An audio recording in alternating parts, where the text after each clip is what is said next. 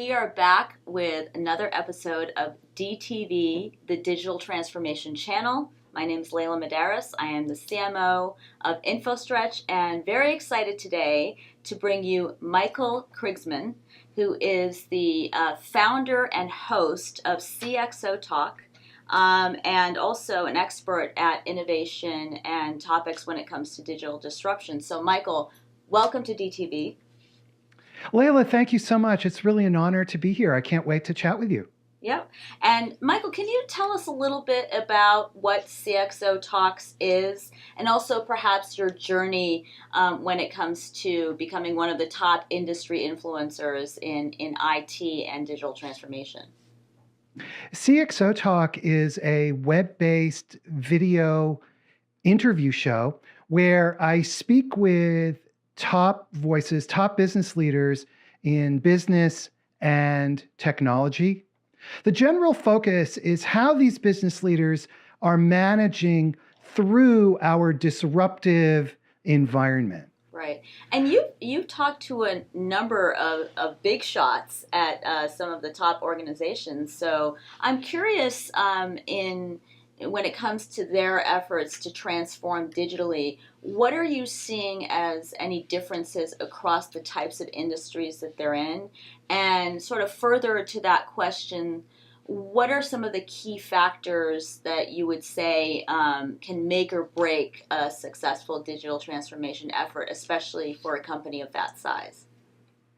Layla, when we talk about digital transformation, let's break it up into a couple of pieces. Number one is we have the actual change, the execution that's going to take place. So maybe there's a business model change. Maybe as I said before, maybe customer expectations are changing.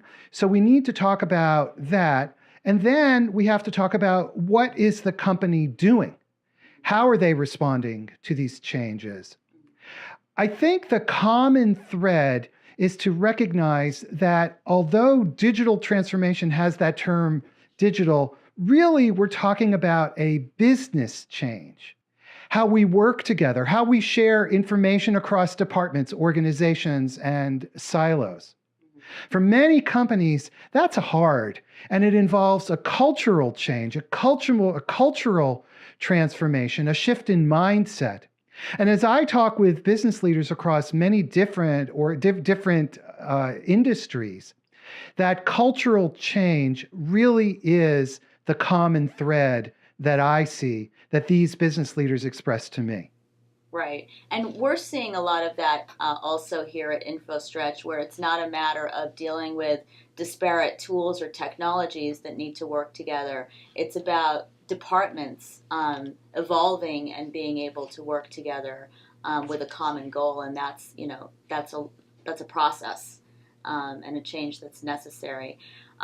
We work with a number of different organizations, both Fortune 500s and early stage or digital first companies, if you will. And what we are trying to do is also help them evolve by implementing automation as well as eventually AI and machine learning.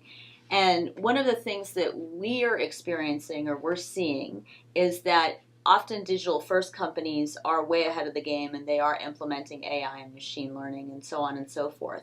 But do you see large enterprises at that point where they can implement AI technologies, or are they still, striving to get to a point where they can leverage automation or even change some of their processes to even get to that point right now?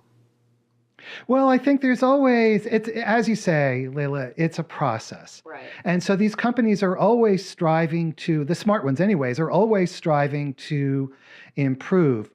When it comes to AI, there have been lots of proofs of concept, lots of trial projects, and that does take time because it involves process change, as you said. Very often when implementing new technology, the process change can be the most difficult part. And that's true whether it's AI or any other technology that involves changing how people work. When it comes to AI specifically, I think the market is maturing in a very positive way. So rather than, or I think lessening, there's lessening of the sense of AI as the holy grail, this Right. new shiny thing that is going to solve all of our problems. Right. And AI is now being embedded into processes. Almost every software vendor that you talk with is touting AI as, their great marketing thing of the Right. moment. But when you get right down to it, the underlying processes, whatever it might be, whether it's, say, purchasing or CRM or financials, whatever it might be, these underlying processes are not changing simply because AI makes an appearance. Right. So you have to make sure that the processes are in place and working before you start automating and adding artificial intelligence on top of that. So that makes a lot of sense, and we see the same thing as well. Michael, you've written a lot of articles about the topic of innovation, and you have a unique view on this area. Can you tell us a little bit about any predictions you may have on what's coming or what's the next wave of disruptive innovation?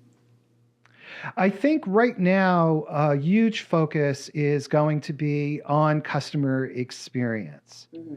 Digital transformation was a refocusing of the business based around digital. And if we say digital, that implies technology. Customer experience takes the next leap. Customer experience talks about the ultimate set of business outcomes and submerges the technology to be the enabler of those outcomes. And by looking at the world through the eyes of our customers, we have a very solid reference point for making decisions. What should we do with our business? How should we innovate? For almost all companies, we're not AI first companies. We should be customer first companies. And then AI is one of the important tools in our arsenal to help become more responsive to customers, to do a better job for our customers. But customer experience, I think, for many companies is going to be the next wave of important innovation from a business standpoint. Right, and that's actually, in my case, very true. I'm in marketing, and we are, continuing to focus on customer-centric activities. And on that note, I'm curious with these types of organizations, what are they doing to extract information about the customer experience? Like, I know I get surveys a lot from different organizations, and I never respond to them. So, what have you come across any new initiatives or processes for the organization, not just the people who are in the front line or in the field, to understand how the customer is evolving and experiencing their solution? Most of the world is not a software as a service provider. And so for companies that have stores, certainly questionnaires. And if we think about, say, Uber or Lyft, say Lyft, for example, when you are done with your ride, they pop up a questionnaire. I guess Uber does the same thing. How many stars would you rate that? So that's a real-time kind of feedback that avoids survey fatigue, as you were describing earlier. I think looping in the sales force, pretty much anytime you have customers that are anytime you have employees who are facing customers and talking with customers, those employees can become an excellent source of intelligence about what's working and what's not.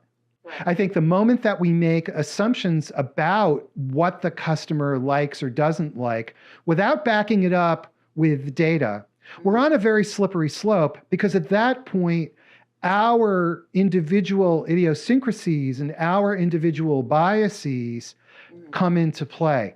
And so however you gather this data, it must be backed by real life data. And on that note, a lot of cases, as you may have seen, are failed solutions or failed products, and the customer doesn't come back, especially in the digital world. So much of your research has delved into the causes of failed IT projects.